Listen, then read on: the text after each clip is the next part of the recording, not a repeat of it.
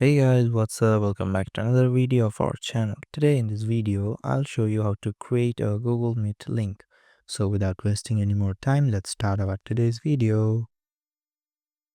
First of all, open the Google Chrome and go to this icon in the left side of your profile icon. Now select Meet from here. Now we are in the Google Meet's website. Now click on this option New Meeting and select this option Start an Instant Meeting.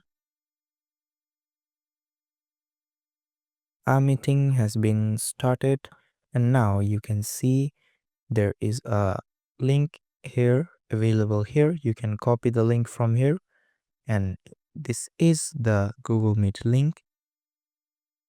You can share this link to other virtual or social platforms to join your meeting.